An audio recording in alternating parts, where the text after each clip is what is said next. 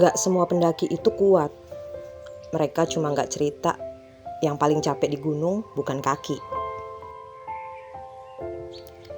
Yang paling berat di pendakian bukan jalurnya, tapi hal-hal yang kamu rasain dan gak pernah kamu bilang ke siapa-siapa.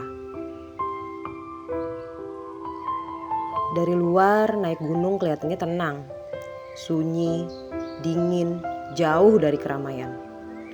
Makanya banyak orang yang bilang ini tempat buat healing. Tapi kenyataannya gak sesederhana itu. Semakin sepi tempatnya, kadang malah semakin berisik isi kepala kamu. Di pendakian, semua orang kelihatan jalan. Tapi gak semua orang baik-baik aja. Ada yang napasnya udah berat, tapi tetap maksa. Ada yang kakinya gemeter, tapi gak mau berhenti. Bukan karena kuat, tapi karena gak mau kelihatan lemah.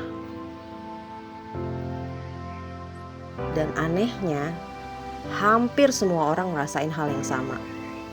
Tapi gak ada yang ngomong. Semua sibuk pura-pura kuat.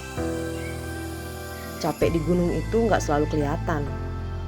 Kadang badan kamu masih bisa jalan, tapi pikiran kamu udah pengen berhenti dari tadi. Mulai mikir yang gak jelas, mulai ngerasa kosong, mulai ngerasa sendirian. Padahal kamu lagi bareng orang lain. Dan itu capeknya beda. Bukan capek yang hilang kalau istirahat, tapi capek yang kamu bawa terus, bahkan sampai pulang.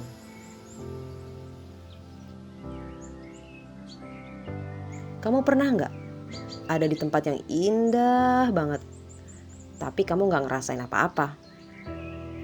Langitnya bagus, view-nya luas, udaranya segar, tapi kamu cuma diem, ngeliat tapi gak ngerasain. Di situ kamu mulai nanya, sebenarnya yang salah tempat ini atau saya yang gak lagi baik-baik aja? Naik gunung itu gak selalu sendirian, tapi kamu bisa ngerasa sendiri banget. Jalan bareng tapi gak nyambung. Ngobrol tapi gak dalam. Ketawa tapi cuma di permukaan. Sepi itu bukan soal gak ada orang, tapi gak ada yang ngertiin kamu. Ada satu titik yang hampir semua pendaki pernah ngerasain. Titik dimana kamu pengen berhenti, bukan karena jalurnya terlalu susah, bukan juga karena kamu gak kuat, tapi karena kamu udah capek. Capek jalan terus, capek pura-pura kuat, dan capek sama pikiran kamu sendiri. Di titik itu, kamu cuma bisa duduk, diam, dan dalam hati cuma mikir, udah deh, cukup.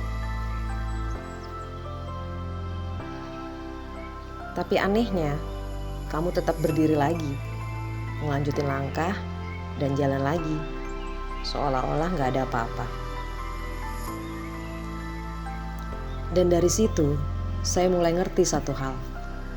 Pendakian itu bukan cuma soal naik, tapi tentang tetap melangkah meski capek. Dan ternyata hidup juga sama. Gak semua hal bisa dipercepat, gak semua rasa bisa dihindarin. Kadang ya cuma bisa dijalanin aja. Tapi selama kamu masih bisa jalan, itu udah cukup.